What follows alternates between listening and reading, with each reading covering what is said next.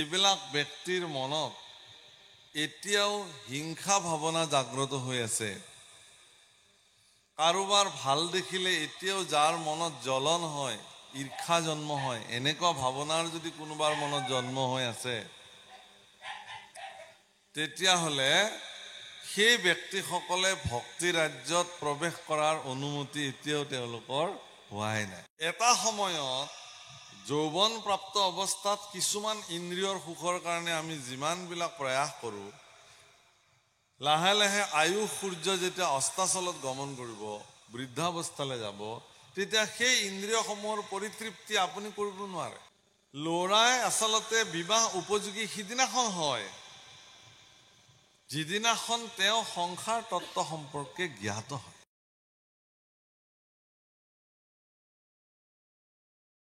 যুৱকল দেৱতাসকলে যিটো বাঞ্ছা কৰিছিল, সেই বাঞ্ছাত যেন আশা পানী চেঁচা পানী ঢালিলে, স্তব্ধ হৈ তেওঁলোকে কেৱল হাতৰ গালে মুখে হাত দি চাই থাকিলে যে দৈত্যসকলে ইতিমধ্যে সেই অমৃতৰ ঘট লৈ দৌৰ দিলে।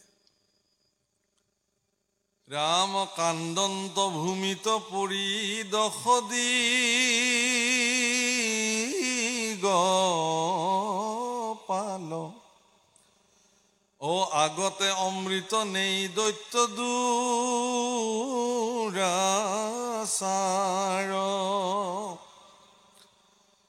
আর হরি হরি বিধি কিনু অভাগ্য আমার, আবেশে আমার ভইল সবে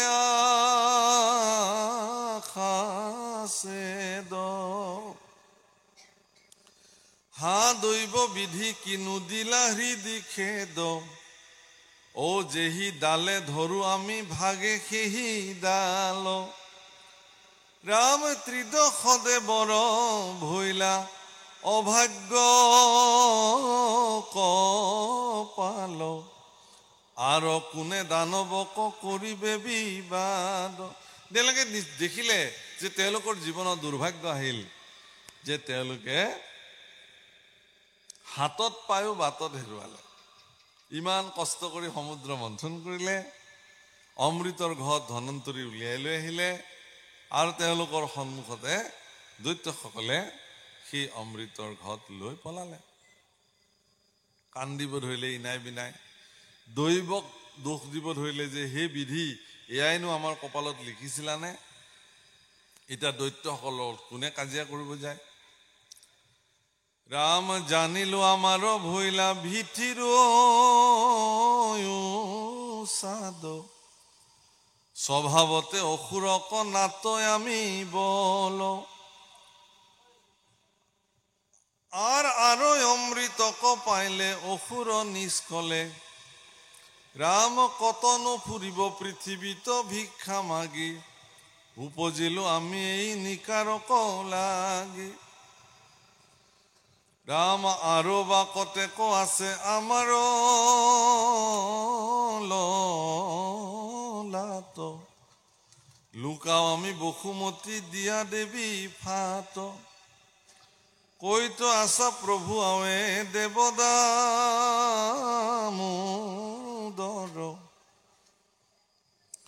তোমার এসে বলে আমি মথিলু সাগর, ত্রিদশে অমৃত পাইবা বুলিলাহার দৃঢ়ে, আমার এসে কর্মে মহন্তৰ বাক্য লৰে। দেৱতাসকলে এই কথাটোক স্বীকাৰ কৰিলে যে আমাৰ কৰ্ম দুখৰ কাৰণে আজি ঈশ্বৰৰ বাক্যও লৰিবলৈ আৰম্ভ যেন হ'ল। তুমিতো কৈছিলা সমুদ্ৰ মন্থন কৰা, তোমালোকে অমৃত পাবা। হে বাপসকল, মই এই কথাটো আৰম্ভণিতে আপোনালোকক কৈছিলোঁ যে দুৰ্লভ মনুষ্য দেহ, মানুহ জন্মটোৱে দুৰ্লভ, কিন্তু দুৰ্লভ মনুষ্য জন্মৰ এটা ত্ৰুটিও আছে, নোহোৱা নহয়। সেইটো কি? যে আমি কোনেও নাজানো যে আমাৰ অন্তিম কেতিয়া, আমি কেতিয়া মৰিম এইটো নাজানো। আমিতো চবেই ভাবি থাকো বহুত দিন থাকিম বুলি, কিন্তু আহি থকা সময়খিনি আমাৰ কাৰণে আছে নে নাই সেইটোৱে নাজানো। এই আছিল এই নাই মানুহে কালি কথা পাতিলো মানুহজন ৰাতি বোলে গ'ল ইছৰাম এনেকুৱা কথা এনেকুৱা ধৰণৰ হয় প্ৰহ্লাদ চৰিত্ৰত তাতকেও ডাঙৰ কথা এটা লিখিছে যে হে বাপসকল মানুহে দুখ পাবৰ কাৰণে যেনে কোনো ধৰণৰ শ্ৰম কৰিব নালাগে আপোনাৰ জীৱনত দুখ হওক তাৰ কাৰণে আপুনি কিবা কৰিব লাগে নেকি একো কৰিব নালাগে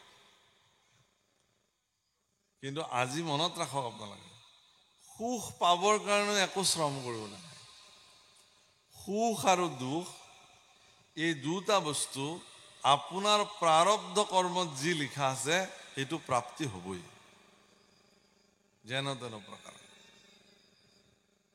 চক্ৰৱত পৰিৱৰ্তনতে দুখানিছ সুখানিছ চক্ৰৱত জীৱনৰ চক্ৰৱত পৰিৱৰ্তনত আপোনাৰ যিখিনি সময় দুখ পাবলগীয়া আছিল সেই দুখ পাব যিখিনি সময় সুখ পাবলগীয়া আছিল সুখ পাব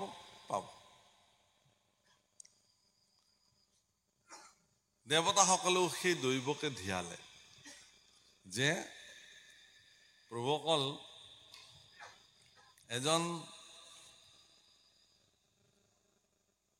এখন গাঁৱৰ এজন ব্ৰাহ্মণ পণ্ডিতে তেওঁৰ একমাত্ৰ ছোৱালীজনীক বিবাহ দিবৰ কাৰণে ঘৰত ধন সম্পত্তিৰ অভাৱ কাৰণে তেওঁ কি কৰিলে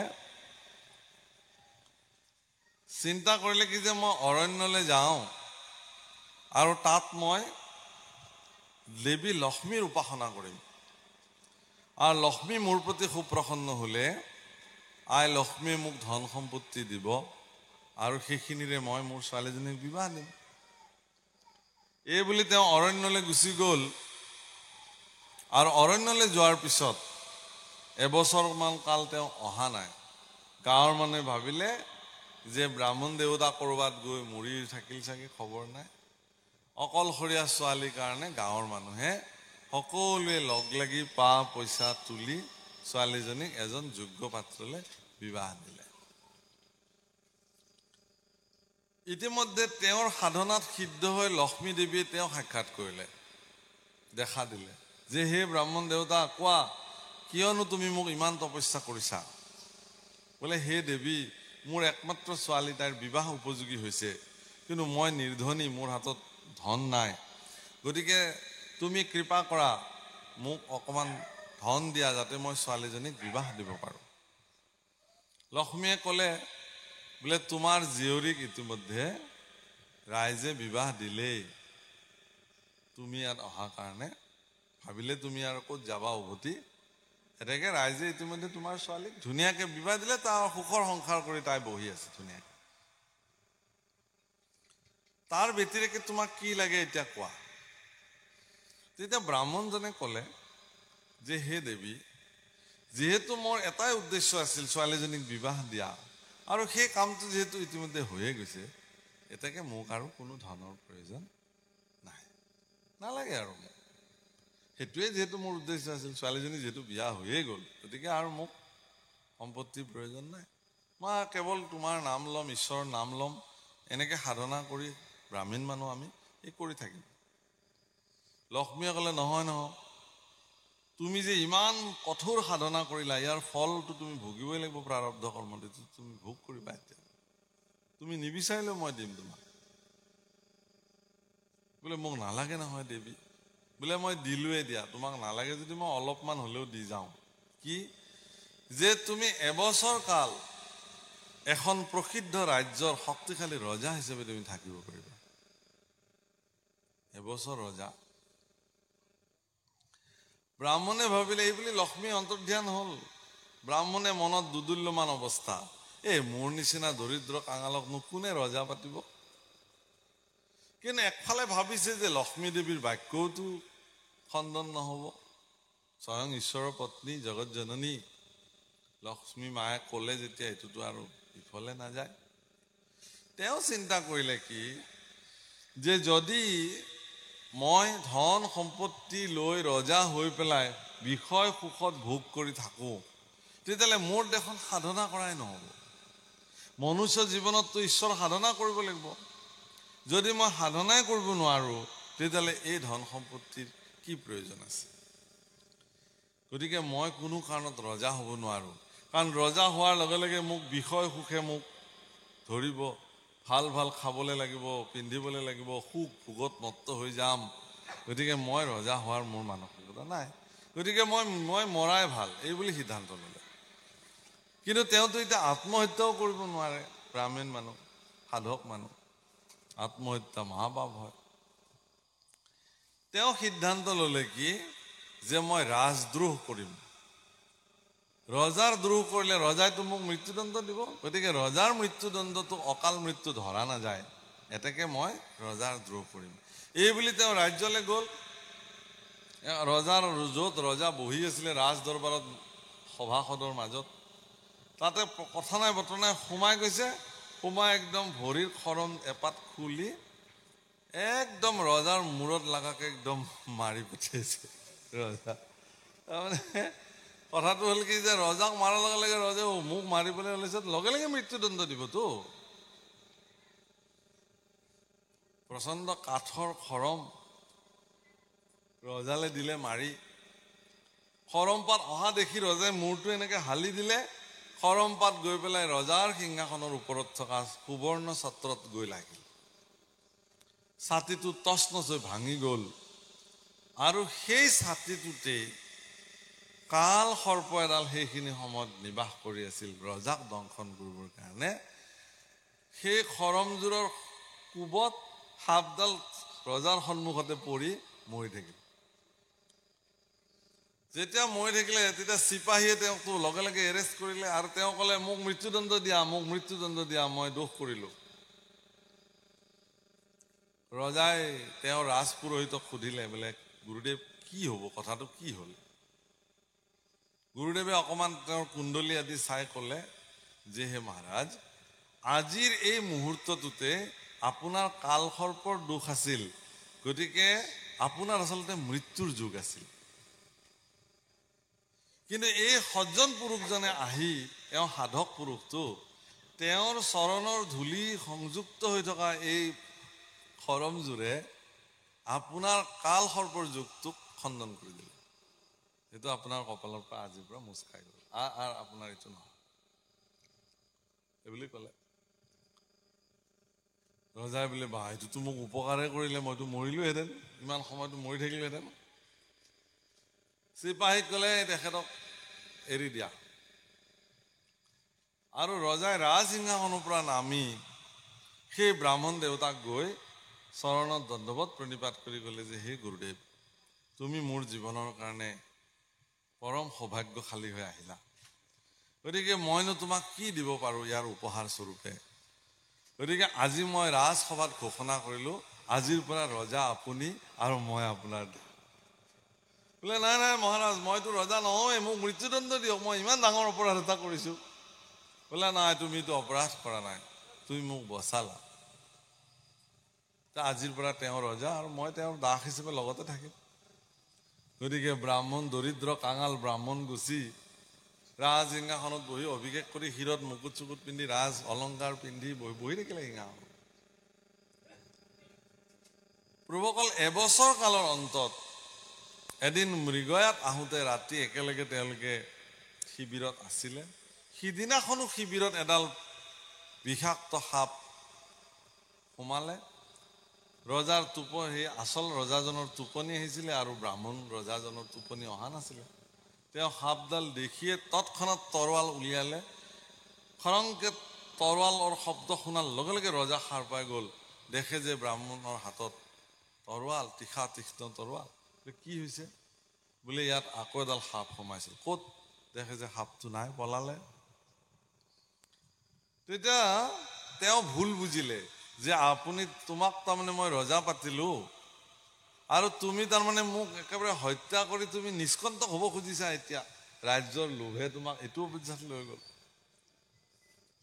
যোৱা, তোমাক মই মৃত্যুদণ্ড তথাপিও নিদিওঁ, কাৰণ তুমি মোক বচাইছাতো এদিন। আজিৰ পৰা যাতে তোমাক মোৰ চকুৰ আগত নেদেখো, তুমি দূৰ হৈ গৈছা আৰু মোৰ ৰাজ্যত। গতিকে তেওঁ গুচি আহিলে। মই এই কথাখিনি কোৱাৰ প্ৰয়োজনীয়তা এইটোৱে আছিল যে, প্ৰাৰব্ধ কৰ্মৰ ফল যেনেকে ভোগ কৰিবলগীয়া আছে তেওঁ ভোগ কৰিব, ইয়াৰ পৰা কোনো নিষ্কৃতি নাপায়। কিন্তু প্ৰাৰব্ধক দোষ দি পেলাই প্ৰাৰব্ধক ধিয়াই পেলাই, ভাগ্যক ধিয়াই পেলাই যদি কোনোবাই বহি থাকে, তেতিয়াহ'লে সেই ব্যক্তিৰ প্ৰতি আকৌ ঈশ্বৰ পুৰুষ সুপ্ৰসন্ন নহয়। সেইকাৰণে ভাগ্যত যি আছে, আপুনি কৰ্ম কৰি যাব লাগিব।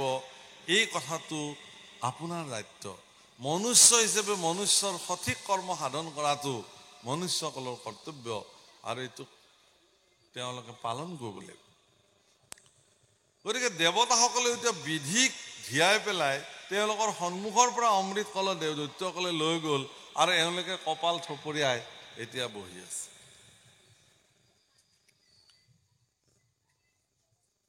হীৰা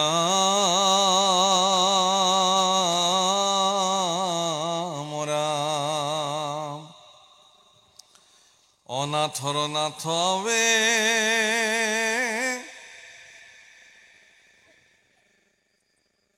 কৰা পৰিত্ৰাণ,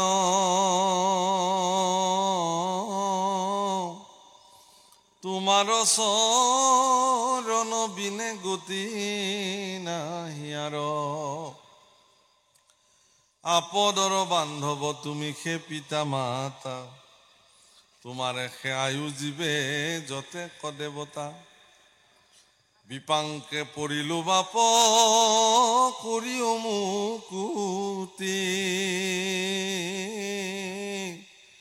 এই বুলি কান্দিয়া কৰন্তে দেৱে স্তুতি, ৰাম ত্ৰিদশৰ শুনি হেন সকৰুণ বাণী, তেখনে বেকত ভৈলা প্ৰভু চক্ৰপাণী, ভকতৰ দেখি দুখন হে হৃদয়, ধৰিয়া দেৱক নিচু কান্ত কৃপাময়। দেৱতাসকলে ভগৱানক স্তুতি কৰিবলৈ ধৰিলে কান্দি কান্দি, যে হে প্ৰভু কি কৰা যাব এতিয়া? তেওঁলোকৰ প্ৰাৰ্থনাত ভগৱান সন্তুষ্টি হৈ ভগৱান চক্ৰপাণী তেওঁলোকৰ সন্মুখত আহি পুনঃ বিদ্যমান। ভগৱানটো দয়াময়, ঈশ্বৰ কৃপাময়। ভক্তসকলে যদি ভগৱানৰ কাৰণে কান্দে, ভগৱান সেই স্থানত আহি উপস্থিত হয়। ভক্তসকলৰ দুখ ভগৱানে সহিব নোৱাৰে। গজেন্দ্ৰই স্তুতি কৰিলে ভগৱান আহি ওলালে, দেৱতাসকলে স্তুতি কৰিলে ভগৱান আহি ওলালে, প্ৰহ্লাদে ভগৱানক এটা স্ফটিকৰ স্তম্ভতে আছে বুলি ক'লে, তাতো ভগৱান আহি বিদ্যমান হৈ গ'ল। মুঠতে ভক্তৰ কাৰণে ভগৱানে কি হোৱা নাই, মাছ হৈছে, কাছ হৈছে, সিংহ কি নৰসিংহ হৈছে, বৰাহ হৈছে, যত যি ৰূপ ল'ব লাগে সকলো লৈছে। একমাত্ৰ আপোনালোকৰ দৰে সন্তসকলক পালন কৰিবৰ কাৰণে ভগৱানে বাৰে বাৰে এইবিলাক অৱতাৰ ধাৰণ কৰে। পৰিত্ৰাণায় সাধূনাম বিনাশায় চ দুষ্কৃতাম ধৰ্ম সংস্থাপনাৰ্থায়ে সম্ভৱামি যুগে যুগে। সাধুসকলক পৰিত্ৰাণ, দুষ্কৃতিক বিনাশ আৰু ধৰ্মৰ প্ৰতিষ্ঠা, এই তিনিটা মুখ্য উদ্দেশ্যলৈ ভগৱান সৰ্বদা ভক্তৰ কাৰণে কাম কৰে। আজি ভগৱান আহি সাক্ষাৎ উপস্থিত হ'ল। চাৰি হাত মেলিয়া ফুৰন্ত লোহ মুচি, হেন ঘূৰ বিষাদ কৰাহা কাত পুচি, পৰম নিৰ্ভয়ে থাকা শংকা পৰিহৰি, আনিব অমৃত এটি ক্ষণে মায়া কৰি। দেৱৰ উদয় দৈত্য হুইবে কণীৰ মূল, ভকতৰ অৰ্থে মই আপুনি আকুল।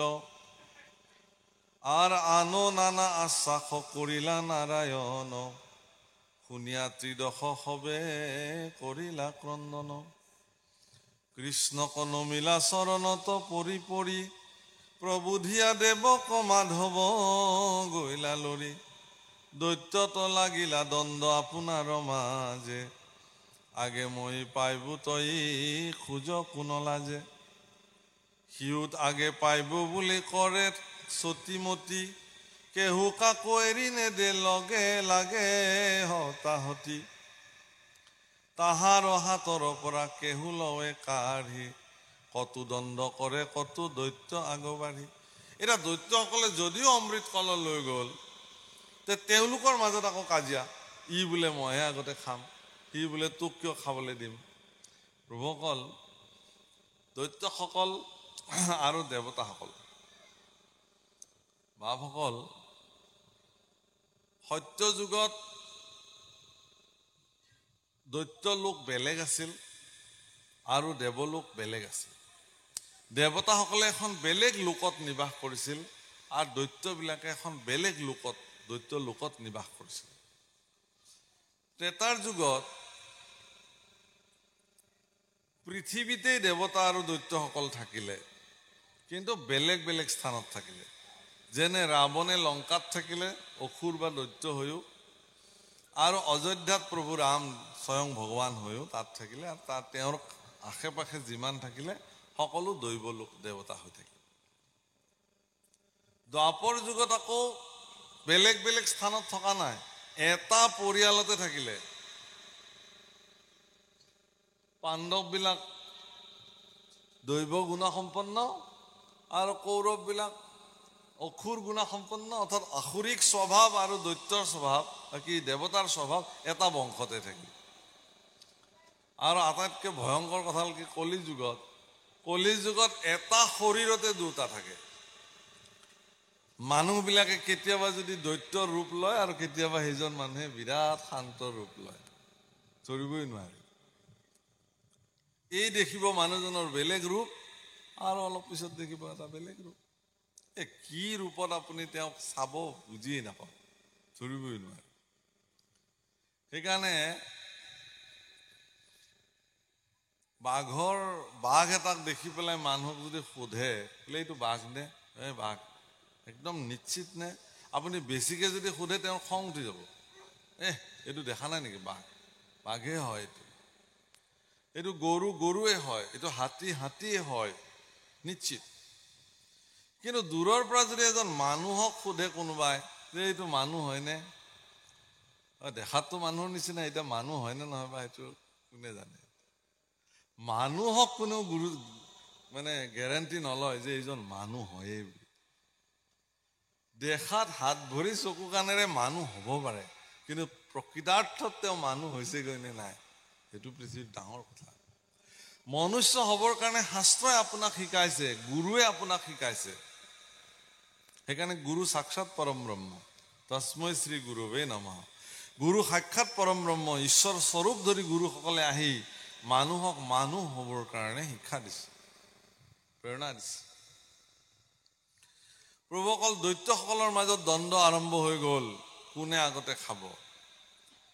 ইয়াৰ আগতে এটা ঘটনা ঘটিছে, মানে সমুদ্ৰ মন্থনৰ আগত নহয়, পিছত, সমুদ্ৰ মন্থনৰ পিছত, সমাপ্তিৰ পিছত দেৱতাসকলে ভগৱানৰ ওচৰত আহিলে, আহি ক'লে যে হে প্ৰভু, তুমিতো সমুদ্ৰ মন্থনৰ পৰা এগৰাকী সুদৰ্শনা সুলক্ষণা পত্নী লক্ষ্মীক প্ৰাপ্তি কৰিলা, তোমাৰ বিবাহ হৈ গ'ল সমুদ্ৰ মন্থনৰ মাজতে, কিন্তু বিয়াৰ যিটো ভোজ পাৰ্টি সেইটোতো আমি পোৱা নাই নহয়, সেইটো আমাক দিব লাগে। হ'ব, কি খাবা? বোলে আপুনি যি খুৱায়। তাকে শুনি দৈত্যসকলো আহিছে, বোলে আমাকো লাগিব। হ'ব। এতিয়া দুটা সুকীয়া ডাইনিং হল, ভোজনালয় বনাইছে, এটা দৈত্যসকলে খাব, এটা দেৱতাসকলে খাব। ভগৱানে ক'লে যে খাদ্য একেই হ'ব দুপক্ষতে, কোনো কম বেছি নাই। ইয়াত যি বনিব তাতেও সেই পায়স, পৰমান্ন, পিঠা, লাৰু, অন্ন যি বনাই ইয়াত বনাব, একে বনাব। কিন্তু মোৰ এটা চৰ্ত থাকিব। বোলে কি? বোলে আপোনালোক দৈত্যই হওক বা দেৱতাই হওক, এই ভোজন কৰিবলৈ অহাৰ ঠিক ভোজনালয়ত সোমোৱাৰ লগে লগে আপোনালোকৰ এই হাতখনৰ যিটো ভাঁজ, সেইটো নোহোৱা, মানে ভাঁজটো চিধা হৈ যাব। মানে এনেকে ভাঁজ কৰিব নোৱাৰিব আৰু, মানে ভাঁজবিলাক নহ'ব, একদম চিধা হৈ যাব। এই ভাঁজটো বিশেষকৈ কৰিব নোৱাৰিব, এনেকুৱা চিধা হৈ থাকিব, পোন হৈ থাকিব। সেই সময়ত তেওঁলোকে ভবাই নাছিলে, হ'ব আৰু যি হয় হ'ব, খাব পালে হ'ল। কিন্তু খাবলৈ সোমাইহে তেওঁলোকে অনুভৱ কৰিলে ভাঁজটোতো একদম হিচাপত আছে, মুখলৈ আহে। এতিয়া ভাঁজটো যেতিয়া কৰিব নোৱাৰে, তেতিয়া এনেকে দূৰলৈ যায়, মুখলৈতো নাহে নহয়। পচন্দৰ খাদ্যবিলাক লোৱাৰ পিছত যেতিয়া ভাঁজটো নহয় দুখন হাতৰ, তেওঁলোকেতো খাব পৰা নাই নহয়। দৈত্যৰকো একে অৱস্থা আৰু মানে দেৱতাবিলাকৰ একে অৱস্থা। দৈত্যসকলৰ শিবিৰত বিৰাট হুলস্থুল লাগিছে। এই ভগৱানে আমাক এইবাৰো ঠগালে, আমাক ঠগিলে, এইবিলাক কৰিছে, খাবলৈ নিদিয়ে শান্তিৰে। কি কৰিছে মানে গোল্লা লৈছে, লৈ এনেকে ওপৰলৈ দলিয়াই দিছে, দি মুখ মেলি দিছে। মুখত পৰিলেতো পৰিলে, নপৰিলে যদি মাটিত পৰি নষ্ট হৈছে। পায়স এমুঠি লৈছে, লৈ ওপৰলৈ ছটিয়াই দিছে, যোনে পালে পালে, নাপালে নাই, এনেকে চিটি চানকে তাৰমানে কেৱল লৈছে আৰু ওপৰলৈ দলিয়াইছে, মুখ মেলি দিছে। গায়ে মুখে চুলিয়ে কেৱল খাদ্য, মানুহ আৰু চিনিব পৰা অৱস্থাত নাই, পৰি হৰি একদম অৱস্থা নাই। দৈত্যবিলাকৰ খাদ্য শেষ, খাবও নাপালে ভালকে। বোলে দেৱতাসকলে কি কৰিছে চাওঁ। দেখিছে যে তাত কোনো হুলস্থুল নাই, তেওঁলোকে কিন্তু খাই আছে। তেওঁলোকৰো কিন্তু হাতখন চিধাই, বেকা হোৱা নাই। তেওঁলোকে কি কৰিছে, লগ লাগিছে দুজন দুজন, লগ লাগি যাৰ যি পচন্দৰ খাদ্য ইজনে আনজনক কৈছে আৰু ইজনে আনজনক খুৱাই দিছে। নিজেহে খাব নোৱাৰে, আনকতো খাব পাৰে। এই মোক এই গোল্লা দিয়া, এই তেওঁ আকৌ গোল্লা দিছে, মোক এক চামুচ পায়স দিয়া, তেওঁ পায়স খুৱাই দিছে। গতিকে তেওঁলোকে খুব সমন্বয়ৰ মাজেৰে শান্তিপূৰ্ণভাৱে তেওঁলোকে ভগৱানে দিয়া ভোগ তেওঁলোকে সম্পূৰ্ণৰূপে তৃপ্তভাৱে খাইছে। অৰ্থাৎ সংগবদ্ধ হৈ শান্তিৰে যেতিয়া মানুহে চলিব, সকলোৱে মিলি যেতিয়া খাব খুজিব, তেতিয়া তাত শান্তিৰে খাব পাৰিব। কিন্তু অকলে খোৱাৰ যিটো চিন্তা যদি কৰিব, সেইটো আসৰিক চিন্তা। তেওঁ নিজেও ভালকে খাব নোৱাৰে আৰু আনকো খুৱাব নোৱাৰে। বুজিছেনে? অসুৰবিলাকৰ অমৃত প্ৰাপ্তিৰ পিছতো সেই একে অৱস্থা হ'ল। কোনেও কাকো এতিয়া খাব নিদিয়ে, ইটোৰ পৰা সিটোৰ কলহটো টানিছে, সিটোৰ পৰা সিটোৰ কলহ টানিছে, কোনেও খাব পৰা নাই। এনেকুৱা এটা পৰিস্থিতি সৃষ্টি হৈছে। হে ৰাম, এই বুলি সংগে বস্ত্ৰ কংকালত কাছে, আমাক নেদিবে ভাগ কাৰ গহ আছে। কেহু বোলে কেনে আৱে কৰস অন্যায়, ইটো অমৃততো দেৱতাৰে আছে দায়। সাগৰ মুঠিলো দেৱ দৈত্য সাজু হুই, তা সম্বাক বঞ্চিত ই খাইবি কোনমুই। কতো বলবন্ত দৈত্য সবাক নিবাৰি, অমৃতক কাৰি নেই নিৰ্বলিক মাৰি। তাক আগ ভেন্তি আখি ধৰে দশ কুৰি, লগাৱে কণ্ডল কিলা কিলি হুৰা হুৰি। এইখন টনাজোৰাত দেৱতাসকলেও আহি এতিয়া ভাগ লৈছে, কাৰণ তেওঁলোককো নিজৰ অধিকাৰ লাগে। এনেকে তেওঁলোকে এইখন যুদ্ধ কৰিছে। আৰু বৰা বৰা দৈত্য অমৃতক হৈ আউল, সুহৃদ সুদৰ নবাচয়ো যে নবাউল। বাপে পোকে ধৰা ধৰি কৰে আখৰিষ, দেখি মাধৱৰ ভৈলা পৰম হৰিষ। তেওঁলোকৰ এনেকুৱা অৱস্থা দেখি ঈশ্বৰ পুৰুষৰ তেওঁলোকৰ প্ৰতি দয়া উপজি গ'ল। হাঁহি উঠিছে, এই অৱস্থা। আৰু সিজিল দেৱৰ কাৰ্য বুলি ঋষিকেশ, মায়া কৰি তেখনে ধৰিলা নাৰী বেশ। ভৈল নৱ তৰুণী সুৰস বৰিশৰ, নীল উতপলৰ কান্তি প্ৰকাশে গাৱৰ। বান্ধিলা উচ্ছল কৰি সোপা কেশ তুলি, তান্ত প্ৰকাশয় শাৰী শাৰী দিব্য ফুলি। জলমল কলে দুই কৰ্ণৰ কুণ্ডল, আৰকত ধৰ বৰ্তুল বিম্ব ফল। সুন্দৰ নাসিকা আতি দেখি মনোহৰ, মুখ কমলৰ আতি দেখি ৰুচিকৰ। দশন মুকুতা শাৰী মুখে অল্প হাসি, ভ্ৰুৱ সুবলিত চক্ষু কমলৰ পাখি। সম্পূৰ্ণ চন্দ্ৰমা বদনক সমনুই, মোলানৰ পাৱ সুবলিত বাহু দুই। কেউৰ কংকনে আতি কৰে জাতিস্কাৰ, তাৰ ফল সমান উন্নত স্তন তাৰ।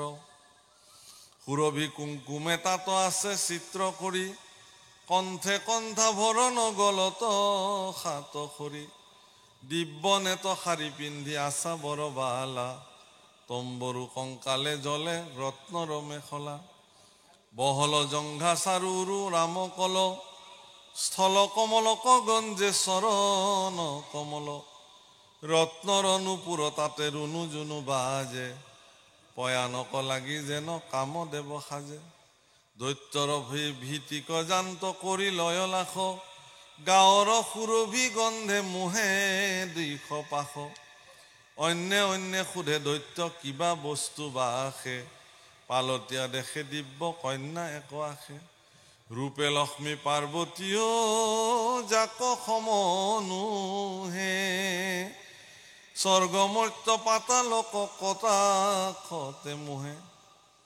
ভগৱান কৃষ্ণই এইবাৰ এক বিশেষ অৱতাৰ ধাৰণ কৰিলে, যাক আমি সকলোৱে জানো, মোহিনী ৰূপ। য'ত পৰম যোগেশ্বৰ শিৱও সেই মোহিনী ৰূপত মোহান্ধ হৈ গৈছে। আৰু দৈত্যসকল কোন? যি শিৱক কামদেৱে পঞ্চবাদ কামবান মাৰিও তেওঁক কামনাত বিচলিত কৰিব নোৱাৰিলে, সেই শিৱকো কিন্তু মোহিনী ৰূপে কি কৰিব পাৰিছিল? কামবশ কৰিব পাৰিছিল। ইমান সুন্দৰ নাৰী এগৰাকী হ'ল যে লক্ষ্মী আৰু পাৰ্বতীতকৈও বহু গুণে সুন্দৰ। আপুনি এতিয়া ভাবকচোন, কল্পনা কৰক, লক্ষ্মীতকৈও সুন্দৰ হ'ব লাগিলে কেনেকুৱা সুন্দৰী নাৰী হ'ব লাগিব। আৰু সাজ সজ্জা অলংকাৰৰতো কথাই নাই, বৰ্ণন কৰিছে ইয়াত। তাতকৈ ডাঙৰ হ'ল কি, তেওঁৰ শৰীৰৰ পৰা যি দিব্য সুগন্ধি ওলাইছে, সেই সুগন্ধিয়ে সমস্ত অসুৰবিলাকৰ মন সেইফালে আকৰ্ষিত কৰিলে। পিছফালে চাই দেখিলে যে এগৰাকী পৰমা সুন্দৰী তেওঁলোকৰ কাষলৈ আহি আছে। আৰ বায়ু বস্ত্ৰ উল্লাসে বেকত হুয়ে মুখ দেখন্তে সন্তোষয়াতি নয়নৰ সুখ। মুখ ঢাকি আছিলে, কিন্তু প্ৰচণ্ড নিৰ্মল বায়ুৱে মুখৰ কাপোৰখনো গুচাই দিলে। তেওঁলোকে মুখমণ্ডল দেখি অভিভূত হৈ গ'ল, বা ইমান সুন্দৰী নাৰী। আৰ খনু গুৰুতৰ স্তন ভাৰহু উদি আঞ্চলে ঢাকন্তে জান্ত লাজে চক্ষু মুদি। আৰ কটাক্ষ নয়নে কাকো শান্ত তেৰ কৰি কাকোৱা নয়ন ভংগী দেশান্ত সুন্দৰী। কত দৈত্যগণ সন্মুখে পৰি দৃষ্টি অঞ্চলে কাহাকো দেখাবয় কাষ পিঠি। আৰ হেনয় মোহন ভাৱে চাম্পিলন্ত কুল দেখি দৈত্যগণ নিৰন্তৰ ভৈলা ভুল। ৰাম আনন ভাষয় আতি নয়ন বধ বনিৰ সংযোগে যেন উথলিল ঘৃত।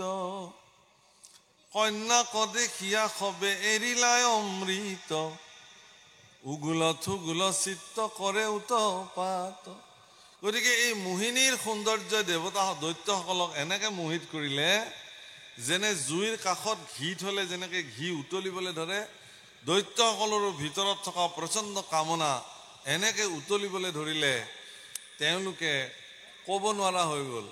আৰু এনেকুৱা প্ৰচণ্ড মোহিনী শক্তি ভগৱানৰ, যে সেই মোহিনী শক্তিয়ে দৈত্যসকলক এনেকুৱা পৰ্যায়লৈ লৈ গ'ল, তেওঁলোকে অমৃতৰ ঘট হাতৰ পৰা এৰি পেলালে। এতিয়া আৰু তেওঁলোকক অমৃতৰ প্ৰয়োজন নাই। এনেকুৱা এগৰাকী পৰমা সুন্দৰী কোনে পাব, এতিয়া সেইটো চিন্তাত তেওঁলোক মগ্ন হৈ গ'ল। অমৃত আৰু এতিয়া তেওঁলোকক প্ৰয়োজন নাই।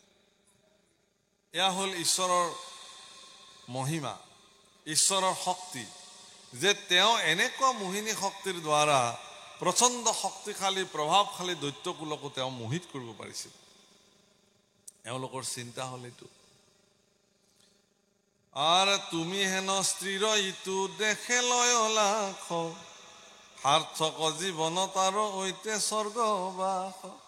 কি ধুনীয়াকে কৈছে, তোমাৰ নিচিনা যদি এগৰাকী স্ত্ৰী কোনোবাৰ জীৱনত প্ৰাপ্তি হৈ যায় তেতিয়াহ'লে তেওঁ ইয়াতেই স্বৰ্গ সুখ প্ৰাপ্তি হৈ যাব।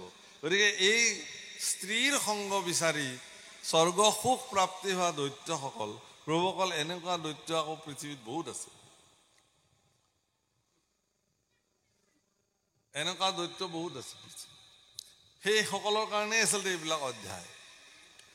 গতিকে সেই কথা দৈত্যসকলে স্বীকাৰ কৰিছে আজি, আৰু ঈশ্বৰ পুৰুষে ভিতৰে ভিতৰে তেওঁলোকৰ অৱস্থাটোক দেখি পেলাই হাঁহিছে যে আহা হা। এওঁলোকে এতিয়া কৈছে কি যে তোমাৰ নিচিনা স্ত্ৰী প্ৰাপ্তি হ'লে স্বৰ্গ সুখ আৰু প্ৰয়োজন নাই, তাতেই তেওঁলোকে সকলো স্বৰ্গ সুখ প্ৰাপ্তি হৈ যাব। আর ভাঙ্গিও কবে দেব দৈত্যর কন্দল, তজু আগমনে ভইলা অমৃত সম্ফল। অনেক জনমে আমি আছো তপ করি, সিকারণে আখি ভইলা আপুনি সুন্দরী, তজু আগমনে ভইলা অমৃত সফল। ভাঙ্গিও কবে দেব দৈত্যর কন্দল, যে আমার জীবনের অনেক সাধনা হয়তো আছিল, সেইকাৰণে তোমাৰ নিচিনা সুন্দৰী আমাৰ সন্মুখত আহি উপস্থিত হল। তুমি আহাই আমাৰ অমৃতৰো সফল হৈ গ'ল। এই যে জীৱনত কষ্ট কৰি সমুদ্ৰৰ মন্থন কৰি অমৃত প্ৰাপ্তি হৈছিল, সেই অমৃতৰো যেন সফল হৈ গ'ল তুমি অহাই। এতেকে তুমি আমাৰ দৈত্য আৰু দেৱতাসকলৰ মাজত যি কন্দল অমৃতক লৈ, এই কন্দল তুমি ভাঙিব পাৰিবা, এই বুলি ক'লে। আৰ একে কাশ্যপতে আমি সবে ভইলো জাত, কোনো দেবা সুৰে মৰো কৰি উৎপাত। চাব, তেওঁলোকৰ চিন্তা কলে গুচি গ'ল যে আমাৰ পিতৃ এজনে, আমাৰ মাতৃহে দুগৰাকী, দ্বিতীয় আৰু অদিতি। পিতৃটো আমাৰ কাশ্যপে হয়। গতিকে একে পিতৃৰ ঔৰসত আমি জন্ম হৈছো, আমিনো কিয় দেৱতা আৰু অসুৰ বুলি কাজিয়া কৰি থাকো? গতিকে হে সুন্দৰী দেৱী, তুমিয়ে ইয়াৰ সমস্যাটোৰ সমাধান কৰা, এই বুলি ক'লে।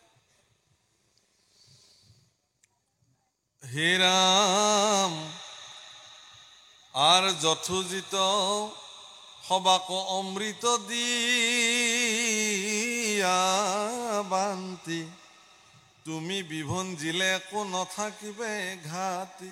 যাক যিমানখিনি যোগ্যতা প্ৰয়োজন অনুযায়ী তুমি ভগাই দিয়া, তুমি ভগালে কোনো আপত্তি নকৰে। আহা, এগৰাকী দৈত্য স্বভাৱ চাওক, দেৱতাৰো স্বভাৱ চাওক।